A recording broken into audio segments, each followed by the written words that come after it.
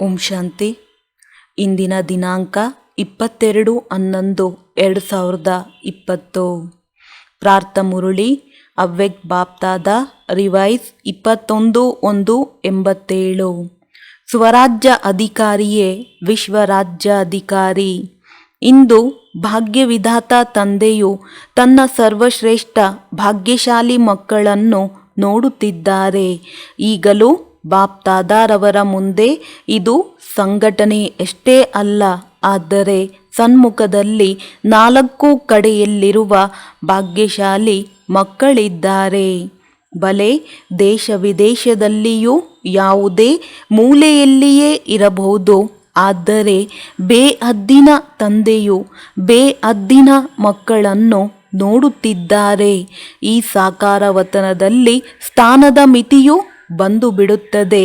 ಆದರೆ ಬೇಹದ್ದಿನ ತಂದೆಯ ಸೃಷ್ಟಿಯು ಬೇಹದ್ದಿನದ್ದಾಗಿದೆ. ತಂದೆಯ ದೃಷ್ಟಿಯಲ್ಲಿ ಸರ್ವ ಬ್ರಾಹ್ಮಣ ಆತ್ಮರ ಸೃಷ್ಟಿಯು ಸಮಾವೇಶವಾಗಿದೆ. ಅಂದ ಮೇಲೆ ಸೃಷ್ಟಿಯಲ್ಲಿ ಸರ್ವರು ಸನ್ಮುಖದಲ್ಲಿದ್ದಾರೆ. ಭಾಗ್ಯವಿಧಾತ ಭಗವಂತನು ಸರ್ವ ಭಾಗ್ಯಶಾಲಿ ಮಕ್ಕಳನ್ನು ನೋಡಿ ನೋಡಿ ಹರ್ಷಿತವಾಗುತ್ತಾರೆ. ಹೇಗೆ ಮಕ್ಕಳು ತಂದೆಯನ್ನು ನೋಡಿ ಹರ್ಷಿತವಾಗುತ್ತಾರೆಯೋ, ತಂದೆಯೂ ಸಹ ಸರ್ವ ಮಕ್ಕಳನ್ನು ನೋಡುತ್ತಾ ಹರ್ಷಿತವಾಗುತ್ತಾರೆ. ಬೇಹದ್ದಿನ ತಂದೆಗೆ ಮಕ್ಕಳನ್ನು ನೋಡುತ್ತಾ ಆತ್ಮಿಕ ನಶೆ ಇದೆ. ಒಂದೊಂದು ಮಗುವು ಈ ವಿಶ್ವದ ಮುಂದೆ ವಿಶೇಷ ಆತ್ಮರ ಪಟ್ಟಿಯಲ್ಲಿದ್ದಾರೆ. ಬಲೆ 16,000 ಮಾಲೆಯ ಅಂತಿಮ ಮಣಿಯೇ ಆಗಿರಲಿ, ಆದರೂ ತಂದೆಯ ಮುಂದೆ ಬರುವುದರಿಂದ, ತಂದೆಯ ಮಗುವಾಗುವುದರಿಂದ ವಿಶ್ವದ ಮುಂದೆ ವಿಶೇಷ ಆತ್ಮನಾಗಿದ್ದಾರೆ. ಆದ್ದರಿಂದ ಮತ್ಯಾವುದೇ ಜ್ಞಾನದ ವಿಸ್ತಾರವನ್ನು ತಿಳಿಯದೇ ಇರಬಹುದು, ಆದರೆ ಒಂದು ಶಬ್ದವಾದ ಬಾಬಾ ಎಂದು ಹೃದಯದಿಂದ ಒಪ್ಪಿಕೊಂಡಿದ್ದರೆ ಮತ್ತು ಅನ್ಯರಿಗೂ ಹೃದಯದಿಂದ ತಿಳಿಸುತ್ತಾರೆಂದರೆ ವಿಶೇಷ ಆತ್ಮನಾದರು. ಪ್ರಪಂಚದ ಮುಂದೆ ಮಹಾನ್ ಆತ್ಮನಾಗಿ ಬಿಟ್ಟರು. ಮಹಾನ್ ಆತ್ಮನ ಸ್ವರೂಪದಲ್ಲಿ ಗಾಯನ ಯೋಗ್ಯರಾದರು. ಇದು ಶ್ರೇಷ್ಠ ಹಾಗೂ ಸಹಜ ಭಾಗ್ಯವಿದೆ ಎಂದು ತಿಳಿಯುತ್ತೀರಾ? ಏಕೆಂದರೆ ಬಾಬಾ ಶಬ್ದವು ಚಾಬಿ, ಬೀಗದ ಕೈ ಆಗಿದೆ. ಯಾವುದರ ಚಾಬಿ? ಸರ್ವ ಖಜಾನೆಗಳ ಶ್ರೇಷ್ಠ ಭಾಗ್ಯದ ಚಾಬಿ. ಚಾಬಿ ಸಿಕ್ಕಿತೆಂದಾಗ ಭಾಗ್ಯ ಅಥವಾ ಖಜಾನೆಯು ಅವಶ್ಯವಾಗಿ ಪ್ರಾಪ್ತಿಯಾಗುತ್ತದೆ. ಅಂದ ಮೇಲೆ ಎಲ್ಲ ಮಾತೆಯರು ಅಥವಾ ಪಾಂಡವರು ಚಾಬಿಯನ್ನು ಪ್ರಾಪ್ತಿ ಮಾಡಿಕೊಳ್ಳುವುದರ ಅಧಿಕಾರಿಯಾಗಿದ್ದೀರಾ? ಚಾಬಿಯನ್ನು ಹಾಕಲು ಬರುತ್ತದೆಯೇ ಅಥವಾ ಕೆಲವೊಮ್ಮೆ ಅದು ಹಿಡಿಸುವುದಿಲ್ಲವೇ? ಚಾಬಿ ಹಾಕುವುದರ ವಿಧಿಯಾಗಿದೆ ಹೃದಯದಿಂದ ತಿಳಿದುಕೊಳ್ಳುವುದು ಮತ್ತು ಒಪ್ಪುವುದು. ಕೇವಲ ಬಾಯಿಂದ ಹೇಳಿದ್ದೀರಿ ಎಂದರೆ ಬೀಗವನ್ನು ತೆಗೆಯಲು ಆಗುವುದಿಲ್ಲ. ಹೃದಯದಿಂದ ಹೇಳುತ್ತೀರಿ ಎಂದರೆ ಖಜಾನೆಗಳು ಸದಾ ಹಾಜಿರ್ ಆಗಿರುತ್ತದೆ. ಅಕೂಟ ಖಜಾನೆ ಆಗಿದೆಯಲ್ಲವೇ? ಅಕೂಟ ಖಜಾನೆ ಆಗಿರುವ ಕಾರಣ ಮಕ್ಕಳು ಎಷ್ಟಾದರೂ ಇರಲಿ, ಎಲ್ಲರೂ ಅಧಿಕಾರಿಯಾಗಿದ್ದಾರೆ. ತೆರೆದ ಖಜಾನೆ ಇದೆ, ಸಂಪನ್ನವಾದ ಖಜಾನೆ ಇದೆ. ಅಂತ್ಯದಲ್ಲಿ ಯಾರು ಬರುತ್ತಾರೆಯೋ ಅವರಿಗೆ ಖಜಾನೆಗಳು ಸಮಾಪ್ತಿಯಾಗಿ ಬಿಡುತ್ತದೆ ಎಂದಲ್ಲ. ಯಾರೆಲ್ಲರೂ ಈಗಿನವರೆಗೂ ಬಂದಿದ್ದೀರಿ, ಅರ್ಥಾತ್ ತಂದೆಯ ಮಕ್ಕಳಾಗಿದ್ದೀರಿ ಮತ್ತು ಭವಿಷ್ಯದಲ್ಲಿಯೂ ಎಷ್ಟೇ ಮಕ್ಕಳಾಗುವವರು ಇದ್ದಾರೆ, ಅವರೆಲ್ಲರಿಗಿಂತಲೂ ಅನೇಕ ಪಟ್ಟು ಹೆಚ್ಚಿನ ಖಜಾನೆಗಳಿದೆ. ಆದ್ದರಿಂದ ಬಾಪ್ತಾದಾರವರು ಪ್ರತಿಯೊಂದು ಮಗುವಿಗೆ ಸುವರ್ಣ ಅವಕಾಶವನ್ನು ಕೊಡುತ್ತಾರೆ. ಯಾರೆಷ್ಟು ಖಜಾನೆಗಳನ್ನು ತೆಗೆದುಕೊಳ್ಳಬೇಕೋ ಅದನ್ನು ತೆರೆದ ಹೃದಯದಿಂದ ತೆಗೆದುಕೊಳ್ಳಿರಿ. ದಾತನ ಬಳಿ ಕಡಿಮೆ ಇಲ್ಲ, ತೆಗೆದುಕೊಳ್ಳುವವರ ಸಾಹಸ ಅಥವಾ ಪುರುಷಾರ್ಥದ ಮೇಲೆ ಆಧಾರಿತವಾಗಿದೆ. ಇಂತಹ ತಂದೆಯು ಇಡೀ ಕಲ್ಪದಲ್ಲಿ ಯಾರೂ ಇಲ್ಲ. ಇಷ್ಟೆಲ್ಲ ಮಕ್ಕಳಿದ್ದೀರಿ ಮತ್ತು ಪ್ರತಿಯೊಬ್ಬರೂ ಭಾಗ್ಯಶಾಲಿ ಆಗಿದ್ದೀರಿ. ಆದ್ದರಿಂದ ತಿಳಿಸಿದೆವು, ಆತ್ಮಿಕ ಬಾಪ್ ದಾದಾರವರು ಆತ್ಮಿಕ ನಶೆ ಇದೆ. ಎಲ್ಲರಲ್ಲಿ ಮಧುಬನದಲ್ಲಿ ಬರುವ ಮಿಲನವಾಗುವ ಆಸೆಯು ಪೂರ್ಣಗೊಂಡಿತು. ಭಕ್ತಿ ಮಾರ್ಗದ ಯಾತ್ರೆಗಿಂತ ಮಧುಬನದಲ್ಲಿ ಆರಾಮವಾಗಿ ಕುಳಿತುಕೊಳ್ಳುವ ನೆಲೆಸುವ ಸ್ಥಾನವಂತೂ ಸಿಕ್ಕಿದೆಯಲ್ಲವೇ? ಮಂದಿರಗಳಲ್ಲಂತೂ ಕೇವಲ ನಿಂತುಕೊಂಡೇ ದರ್ಶನ ಮಾಡುತ್ತಾರೆ. ಇಲ್ಲಿ ಆರಾಮವಾಗಿಯಂತೂ ಕುಳಿತಿದ್ದೀರಲ್ಲವೇ? ಅಲ್ಲಂತೂ ಓಡಿ ಓಡಿ ನಡೆಯಿರಿ ಎಂದು ಹೇಳುತ್ತಾರೆ. ಮತ್ತು ಇಲ್ಲಿ ಆರಾಮವಾಗಿ ಕುಳಿತುಕೊಳ್ಳಿರಿ, ಆರಾಮವಾಗಿ ನೆನಪಿನ ಖುಷಿಯಿಂದ ಮೋಜನ್ನು ಆಚರಿಸಿ. ಸಂಗಮಯುಗದಲ್ಲಿ ಖುಷಿಯನ್ನು ಆಚರಿಸಲು ಬಂದಿದ್ದೀರಿ ಅಂದ ಮೇಲೆ ಪ್ರತಿ ಸಮಯದಲ್ಲಿ ನಡೆಯುತ್ತಾ, ಸುತ್ತಾಡುತ್ತಾ, ತಿನ್ನುತ್ತಾ, ಕುಡಿಯುತ್ತಾ ಖುಷಿಯ ಖಜಾನೆಯನ್ನು ಜಮಾ ಮಾಡಿಕೊಂಡಿರಾ? ಎಷ್ಟು ಜಮಾ ಮಾಡಿದ್ದೀರಿ? ಇಷ್ಟು ಮಾಡಿಕೊಂಡಿದ್ದೀರಾ? ಅದರಿಂದ 21 ಜನ್ಮಗಳವರೆಗೆ ಆರಾಮವಾಗಿ ಅದನ್ನು ಅನುಭವಿಸುತ್ತಿರುತ್ತೀರಾ. ಮಧುಬನವು ವಿಶೇಷವಾಗಿ ಸರ್ವ ಖಜಾನೆಗಳನ್ನು ಜಮಾ ಮಾಡಿಕೊಳ್ಳುವ ಸ್ಥಾನವಾಗಿದೆ. ಏಕೆಂದರೆ ಇಲ್ಲಿ ಒಬ್ಬ ತಂದೆಯಲ್ಲ, ಮತ್ಯಾರೂ ಇಲ್ಲ. ಇದು ಸಾಕಾರ ರೂಪದಲ್ಲಿಯೂ ಅನುಭವ ಮಾಡುತ್ತೀರಿ. ಅಲ್ಲಿ ಬುದ್ಧಿಯ ಮೂಲಕ ಅನುಭವ ಮಾಡುತ್ತೀರಿ. ಆದರೆ ಇಲ್ಲಿ ಪ್ರತ್ಯಕ್ಷ ಸಾಕಾರ ಜೀವನದಲ್ಲಿಯೂ ತಂದೆ ಮತ್ತು ಬ್ರಾಹ್ಮಣ ಪರಿವಾರವಲ್ಲದೆ ಮತ್ತೇನಾದರೂ ಕಾಣಿಸುತ್ತದೆಯೇ? ಒಂದೇ ಲಗನ್, ಒಂದೇ ಮಾತು, ಒಂದೇ ಪರಿವಾರದವರು ಮತ್ತು ಏಕರಸ ಸ್ಥಿತಿ, ಮತ್ಯಾವುದೇ ರುಚಿಯೂ ಇಲ್ಲ. ಮಧುಬನದಲ್ಲಿ ಒಂದೇ ಕೆಲಸವಿರುತ್ತದೆ, ಓದುವುದು ಮತ್ತು ವಿದ್ಯೆಯ ಮೂಲಕ ಶಕ್ತಿಶಾಲಿ ಆಗುವುದಷ್ಟೇ ಅಲ್ಲವೇ? ಎಷ್ಟು ಕ್ಲಾಸ್ ಮಾಡುತ್ತೀರಿ? ಇಲ್ಲಿ ವಿಶೇಷವಾಗಿ ಜಮಾ ಮಾಡಿಕೊಳ್ಳುವ ಸಾಧನವೂ ಸಿಗುತ್ತದೆ. ಆದ್ದರಿಂದ ಎಲ್ಲರೂ ಓಡೋಡಿಕೊಂಡು ಬಂದು ತಲುಪುತ್ತಾರೆ. ಬಾಪ್ ದಾದಾರವರು ಎಲ್ಲ ಮಕ್ಕಳಿಗೆ ವಿಶೇಷವಾಗಿ ಇದೇ ಸ್ಮೃತಿಯನ್ನು ಕೊಡುತ್ತಾರೆ. ಸದಾ ಸ್ವರಾಜ್ಯ ಅಧಿಕಾರಿ ಸ್ಥಿತಿಯಲ್ಲಿ ಮುಂದುವರಿಯುತ್ತಿರಿ. ವಿಶ್ವರಾಜ್ಯ ಅಧಿಕಾರಿಯಾಗುವ ಚಿಹ್ನೆಯು ಸ್ವರಾಜ್ಯ ಅಧಿಕಾರಿಯಾಗುವುದೇ ಆಗಿದೆ. ಕೆಲವು ಮಕ್ಕಳು ಆತ್ಮಿಕ ವಾರ್ತಾಲಾಪ ಮಾಡುತ್ತಾ ತಂದೆಯೊಂದಿಗೆ ಕೇಳುತ್ತಾರೆ, ನಾವು ಭವಿಷ್ಯದಲ್ಲಿ ಏನಾಗುತ್ತೇವೆ? ರಾಜರಾಗುತ್ತೇವೆಯೇ ಅಥವಾ ಪ್ರಜೆಯಾಗುತ್ತೇವೆಯೇ? ಬಾಪ್ ದಾದಾರವರು ಪ್ರತ್ಯುತ್ತರವನ್ನು ಕೊಡುತ್ತಾರೆ, ತಾವು ತಮ್ಮ ಒಂದು ದಿನವಾದರೂ ಪರಿಶೀಲನೆ ಮಾಡುತ್ತೀರೆಂದರೆ ಗೊತ್ತಾಗಿ ಬಿಡುತ್ತದೆ. ನಾನು ರಾಜನಾಗುವನೇ ಅಥವಾ ಸಾಹುಕಾರನಾಗುವನೇ ಅಥವಾ ಪ್ರಜೆಯಾಗುವನೇ ಎನ್ನುವುದೋ? ಮೊದಲು ಅಮೃತ ವೇಳೆಯಿಂದ ಕಾರೋಬಾರಿನ ತಮ್ಮ ಮುಖ್ಯವಾದ 3 ಅಧಿಕಾರಿ, ತಮ್ಮ ಸಹಯೋಗಿ, ಜೊತೆಗಾರರನ್ನು ಪರಿಶೀಲಿಸಿರಿ.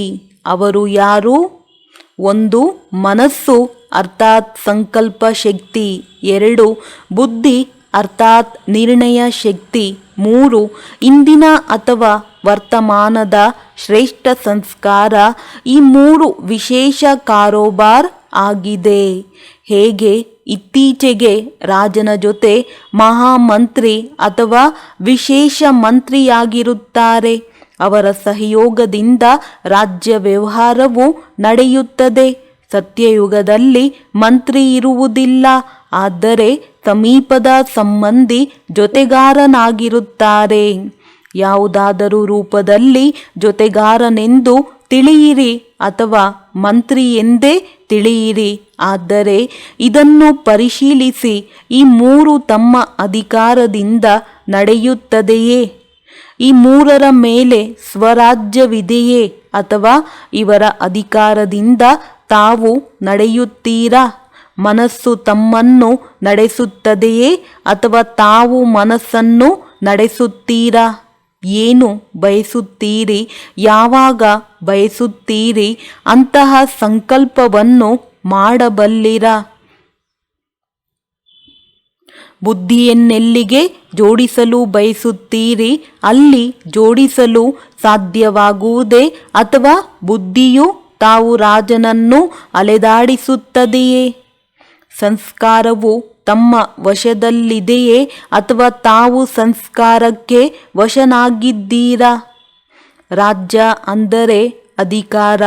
ರಾಜ್ಯ ಅಧಿಕಾರಿಗೆ ಯಾವ ಶಕ್ತಿಗೆ ಯಾವ ಸಮಯದಲ್ಲಿ ಆದೇಶ ಕೊಡುತ್ತೀರಿ, ಅದು ಅದೇ ವಿಧಿಪೂರ್ವಕವಾಗಿ ಕಾರ್ಯವನ್ನು ಮಾಡುತ್ತದೆಯೇ ಅಥವಾ ತಾವು ಒಂದು ಮಾತನ್ನು ಹೇಳಿದರೆ ಅದು ಮತ್ತೊಂದು ಮಾತನ್ನು ಮಾಡುತ್ತದೆಯೇ?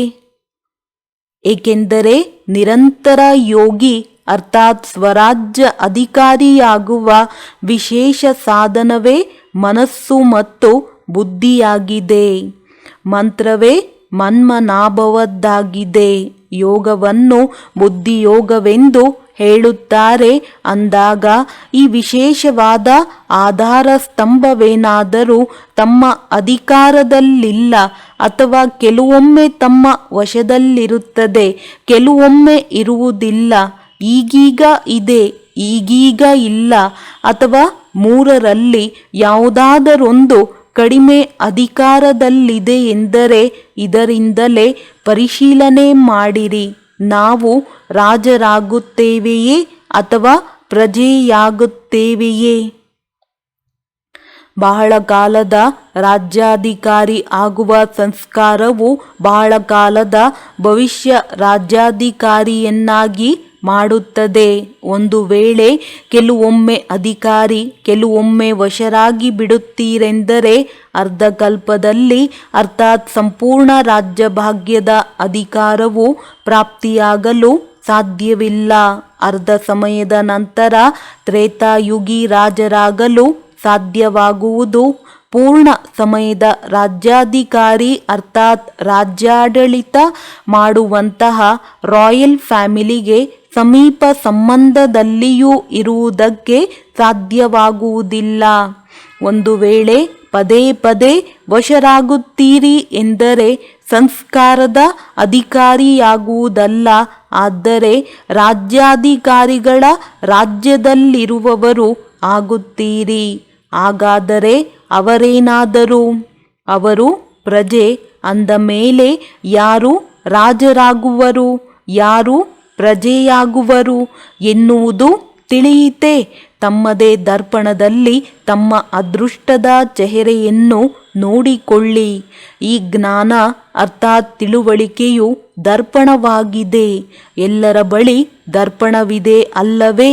ಅಂದ ಮೇಲೆ ತಮ್ಮ ಚೆಹರೆಯನ್ನು ನೋಡಿಕೊಳ್ಳಬಹುದು ಅಲ್ಲವೇ? ಈಗ ಬಹಳ ಸಮಯದ ಅಧಿಕಾರಿ ಆಗುವ ಅಭ್ಯಾಸವನ್ನು ಮಾಡಿರಿ. ಅಂತ್ಯದಲ್ಲಂತೂ ಆಗಿಬಿಡುತ್ತೇವೆ ಎನ್ನುವಂತಿಲ್ಲ. ಒಂದು ವೇಳೆ ಅಂತ್ಯದಲ್ಲಿ ಆಗುತ್ತೀರಿ ಎಂದರೆ ಒಂದು ಜನ್ಮದ ಸ್ವಲ್ಪವೇ ರಾಜ್ಯವನ್ನು ತೆಗೆದುಕೊಳ್ಳುತ್ತೀರಿ. ಆದರೆ ಈಗಿನವರೆಗೂ ಈ ವಿಶೇಷ ಕಾರ್ಯಕರ್ತರು ತಮ್ಮನ್ನು ತನ್ನ ಅಧಿಕಾರದಲ್ಲಿ ನಡೆಸುತ್ತದೆ ಅಥವಾ ಏರುಪೇರಿನ ಸ್ಥಿತಿ ಮಾಡುತ್ತಿರುತ್ತದೆ ಅರ್ಥಾತ್ ಮೋಸ ಮಾಡುತ್ತಿರುತ್ತದೆ, ದುಃಖದ ಪ್ರಕಂಪನಗಳ ಅನುಭವ ಮಾಡಿಸುತ್ತಿರುತ್ತದೆ ಅಂದಾಗ ಅಂತ್ಯದಲ್ಲಿಯೂ ಮೋಸವೇ ಆಗಿಬಿಡುತ್ತದೆ. ಮೋಸ ಅಂದರೆ ಅವಶ್ಯವಾಗಿ ದುಃಖದ ಪ್ರಕಂಪನವೇ ಬರುತ್ತದೆ. ಅಂತ್ಯದಲ್ಲಿಯೂ ಪಶ್ಚಾತ್ತಾಪದ ದುಃಖದ ಪ್ರಕಂಪನಗಳೇ ಬರುತ್ತವೆ. ಆದ್ದರಿಂದ ಬಾಪ್ ದಾದಾರವರು ಮತ್ತೊಮ್ಮೆ ಎಲ್ಲ ಮಕ್ಕಳಿಗೆ ಸ್ಮೃತಿ ತರಿಸುತ್ತಾರೆ, ರಾಜರಾಗಿರಿ ಮತ್ತು ತಮ್ಮ ವಿಶೇಷ ಸಹಯೋಗಿ ಕರ್ಮಚಾರಿ ಅಥವಾ ರಾಜ್ಯ ಕಾರೋಬಾರಿನ ಜೊತೆಗಾರರನ್ನು ತಮ್ಮ ಅಧಿಕಾರದಿಂದ ನಡೆಸಿರಿ. ತಿಳಿಯಿತೆ? ಬಾಪ್ತಾದಾರವರು ಇದನ್ನೇ ನೋಡುತ್ತಾರೆ. ಯಾರ್ಯಾರು ಸ್ವರಾಜ್ಯ ಅಧಿಕಾರಿ ಎಷ್ಟಾಗಿದ್ದಾರೆ? ಒಳ್ಳೆಯದು. ಹಾಗಾದರೆ ಎಲ್ಲರೂ ಏನಾಗಲು ಬಯಸುತ್ತೀರಿ? ರಾಜನಾಗಲು ಬಯಸುತ್ತೀರಾ? ಈಗ ಸ್ವರಾಜ್ಯ ಅಧಿಕಾರಿ ಆಗಿದ್ದೀರಾ ಅಥವಾ ಇದನ್ನೇ ಹೇಳುತ್ತೀರಾ? ಆಗುತ್ತಿದ್ದೇವೆ, ಆಗಿಬಿಡುತ್ತೇವೆ. ವೇ ವೇ ಎಂದು ಹೇಳಬಾರದು. ಆಗಿಬಿಡುತ್ತೇವೆ ಎನ್ನುತ್ತೀರೆಂದರೆ ತಂದೆಯೂ ಹೇಳುವರು, ಒಳ್ಳೆಯದು, ರಾಜ್ಯ ಭಾಗ್ಯವನ್ನು ಕೊಡುವುದಕ್ಕೂ ನೋಡುತ್ತೇವೆ. ತಿಳಿಸಿದೆವಲ್ಲವೇ, ಬಹಳ ಸಮಯದ ಸಂಸ್ಕಾರವು ಈಗಿನಿಂದ ಇರಬೇಕು. ಹಾಗೆ ನೋಡಿದರೆ ಬಹಳ ಕಾಲವಿಲ್ಲ, ಸ್ವಲ್ಪ ಕಾಲವಿದೆ. ಆದರೆ ಇಷ್ಟಾದರೂ ಇಷ್ಟು ಸಮಯದ ಅಭ್ಯಾಸವೇ ಇಲ್ಲದಿದ್ದರೆ ಅಂತಿಮ ಸಮಯದಲ್ಲಿ ಈ ದೂರು ಕೊಡಬಾರದು. ನಾವಂತೂ ಅಂತ್ಯದಲ್ಲಿ ಆಗಿಬಿಡುತ್ತೇವೆಂದು ಅಂದುಕೊಳ್ಳುತ್ತಿದ್ದೆವು. ಆದ್ದರಿಂದ ಹೇಳಿದ್ದೇವೆ, ಯಾವಾಗಲೋ ಅಲ್ಲ, ಈಗ ಮಾಡಿರಿ. ಆಗ ಆಗಿಬಿಡುತ್ತೇವೆಂದು ಅಲ್ಲ, ಈಗ ಆಗಲೇಬೇಕು, ಆಗಲೇಬೇಕು. ತಮ್ಮ ಮೇಲೆ ರಾಜ್ಯಾಡಳಿತ ಮಾಡಿರಿ. ತಮ್ಮ ಜೊತೆಗಾರರ ಸ್ಥೂಲ ಮೇಲೆ ರಾಜಾಡಳಿತ ಮಾಡುವುದನ್ನು ಪ್ರಾರಂಭಿಸಬಾರದು. ಯಾರಲ್ಲಿ ಸ್ವಯಂನ ಮೇಲೆ ರಾಜ್ಯಾಡಳಿತವಿದೆ ಅವರ ಮುಂದೆ ಈಗಲೂ ಸ್ನೇಹದ ಕಾರಣದಿಂದ ಸರ್ವರ ಜೊತೆಗಾರರೂ ಸಹ ಲೌಕಿಕದವರಾಗಿರಲಿ ಅಥವಾ ಅಲೌಕಿಕದವರು ಎಲ್ಲರೂ ಜಿ ಹುಜೂರ್ ಆಂಜಿ ಎಂದು ಹೇಳುತ್ತಾ ಜೊತೆಗಾರನಾಗಿ ಇರುತ್ತಾರೆ. ಸ್ನೇಹಿ ಮತ್ತು ಜೊತೆಗಾರನಾಗಿ ಆ ಜಿ ಪಾಠವನ್ನು ಪ್ರತ್ಯಕ್ಷದಲ್ಲಿ ತೋರಿಸುತ್ತಾರೆ. ಪ್ರಜೆಯು ಹೀಗೆ ರಾಜನ ಜೊತೆಗಾರ ಆಗಿರುತ್ತಾರೆ, ಸ್ನೇಹಿ ಆಗಿರುತ್ತಾನೆ. ಅದೇ ರೀತಿ ತಮ್ಮ ಈ ಸರ್ವ ಕರ್ಮೇಂದ್ರಿಯಗಳು, ವಿಶೇಷ ಶಕ್ತಿಗಳು ಸದಾ ತಮ್ಮ ಸ್ನೇಹಿ ಸಹಯೋಗಿ ಆಗಿರುತ್ತದೆ ಮತ್ತು ಇದರ ಪ್ರಭಾವವು ಸಾಕಾರದಲ್ಲಿ ತಮ್ಮ ಸೇವೆಯ ಜೊತೆಗಾರರು ಅಥವಾ ಲೌಕಿಕ ಸಂಬಂಧಗಳ ಮೇಲೆ ಜೊತೆಗಾರರ ಮೇಲೆ ಪ್ರಭಾವ ಬೀರುತ್ತದೆ. ದೈವಿ ಪರಿವಾರದಲ್ಲಿ ಅಧಿಕಾರಿಯಾಗಿ ಆದೇಶವನ್ನು ನಡೆಸುವುದು, ಇದು ನಡೆಯಲು ಸಾಧ್ಯವಿಲ್ಲ. ಸ್ವಯಂ ತಮ್ಮ ಕರ್ಮೇಂದ್ರಿಯಗಳನ್ನು ಆದೇಶದಂತೆ ಇಟ್ಟುಕೊಳ್ಳುತ್ತೀರೆಂದರೆ ತಾವು ಆದೇಶಿಸುವುದಕ್ಕೆ ಮೊದಲೇ ಸರ್ವ ಜೊತೆಗಾರರು ಸ್ವತಃವಾಗಿಯೇ ತಮ್ಮ ಕಾರ್ಯದಲ್ಲಿ ಸಹಯೋಗಿಯಾಗಿರುತ್ತವೆ. ಸ್ವಯಂ ಸಹಯೋಗಿಯಾಗುತ್ತದೆ. ಆದೇಶ ಕೊಡುವ ಅವಶ್ಯಕತೆಯೂ ಇರುವುದಿಲ್ಲ. ಸ್ವಯಂ ತಾನೇ ಸಹಯೋಗದ ಆಫರ್ ಕೊಡುತ್ತದೆ, ಏಕೆಂದರೆ ತಾವು ಸ್ವರಾಜ್ಯ ಅಧಿಕಾರಿಯಾಗಿದ್ದೀರಿ. ಹೇಗೆ ರಾಜ ಅರ್ಥಾತ್ ದಾತ. ಹಾಗಾದರೆ ದಾತ ಹೇಳಬೇಕಾಗಿರುವುದಿಲ್ಲ ಅರ್ಥಾತ್ ಬೇಡಬೇಕಾಗುವುದಿಲ್ಲ ಅಂದ ಮೇಲೆ ಇಂತಹ ಸ್ವರಾಜ್ಯ ಅಧಿಕಾರಿಯಾಗಿರಿ. ಒಳ್ಳೆಯದು. ಈ ಮೇಳವೂ ಸಹ ಡ್ರಾಮಾದಲ್ಲಿ ನೋಂದಣಿಯಾಗಿತ್ತು. ವಾ ಡ್ರಾಮಾ ಎಂದು ಹೇಳುತ್ತೀರಲ್ಲವೇ? ಅನ್ಯ ಜನರು ಕೆಲವೊಮ್ಮೆ ಅಯ್ಯೋ ಡ್ರಾಮಾ ಎನ್ನುತ್ತಾರೆ, ಕೆಲವೊಮ್ಮೆ ವಾ ಡ್ರಾಮಾ. ಮತ್ತು ತಾವು ಸದಾ ಏನು ಹೇಳುತ್ತೀರಿ? ವಾ ಡ್ರಾಮಾ, ವಾ. ಯಾವಾಗ ಪ್ರಾಪ್ತಿ ಆಗುತ್ತದೆಯೋ ಆಗ ಅದರ ಮುಂದೆ ಕಷ್ಟವೆನಿಸುವುದಿಲ್ಲ. ಅದೇ ರೀತಿ ಯಾವಾಗ ಇಷ್ಟು ಶ್ರೇಷ್ಠವಾದ ಪರಿವಾರದೊಂದಿಗೆ ಮಿಲನದ ಪ್ರಾಪ್ತಿಯಾಗುತ್ತಿದೆ ಅಂದಾಗ ಕೆಲವೊಮ್ಮೆಯ ಕಷ್ಟವು ಕಷ್ಟವೆನಿಸುವುದಿಲ್ಲ. ಕಷ್ಟವೆನಿಸುತ್ತದೆಯೇ? ಡೈನಿಂಗ್ ಹಾಲ್ನಲ್ಲಿ ನಿಲ್ಲಬೇಕಾಗುತ್ತದೆ. ಪ್ರಸಾದ ಸ್ವೀಕರಿಸುವಾಗಲೂ ಪ್ರಭುವಿನ ಗುಣಗಾನ ಮಾಡಿರಿ ಮತ್ತು ಕ್ಯೂನಲ್ಲಿ ನಿಲ್ಲುತ್ತೀರೆಂದರೂ ಪ್ರಭುವಿನ ಗುಣಗಾನ ಹಾಡಿರಿ. ಇದೇ ಕಾರ್ಯವನ್ನು ಮಾಡಬೇಕಲ್ಲವೇ? ಇದರ ರಿಹರ್ಸಲ್ ಸಹ ಆಗುತ್ತಿದೆ. ಈಗಿರುವುದೇನೂ ಇಲ್ಲ. ಈಗಂತೂ ಇನ್ನೂ ವೃದ್ಧಿಯಾಗುತ್ತದೆ ಅಲ್ಲವೇ? ತಮ್ಮನ್ನು ಈ ರೀತಿಯಲ್ಲಿ ಮೋಲ್ಡ್ ಮಾಡಿಕೊಳ್ಳುವ ಹವ್ಯಾಸವನ್ನು ಹಾಕಿಕೊಳ್ಳಿರಿ. ಸಮಯದ ಅನುಸಾರ ತಮ್ಮನ್ನು ತಾವು ನಡೆಸಲು ಸಾಧ್ಯವಾಗಲಿ. ಹಾಗಾದರೆ ನೆಲದ ಮೇಲೆ ಮಲಗುವ ಅಭ್ಯಾಸವೂ ಆಯಿತಲ್ಲವೇ? ಹೀಗೆನ್ನುವುದಿಲ್ಲವೇ, ಮಂಚವಿಲ್ಲದಿದ್ದರೆ ನಿದ್ರೆ ಬರುವುದಿಲ್ಲ. ಟೆಂಟ್ನಲ್ಲಿಯೂ ಇರುವ ಅಭ್ಯಾಸ ಆಯಿತಲ್ಲವೇ? ಚೆನ್ನಾಗಿದೆಯೇ? ಚಳಿಯಾಗುವುದಿಲ್ಲವೇ? ಈಗ ಇಡೀ ಅಬುವಿನಲ್ಲಿಯೇ ಟೆಂಟ್ ಹಾಕೋಣವೇ? ಟೆಂಟ್ನಲ್ಲಿ ಮಲಗುವುದು ಚೆನ್ನಾಗಿದೆಯೇ ಅಥವಾ ರೂಮ್ ಬೇಕೆನ್ನುತ್ತೀರಾ?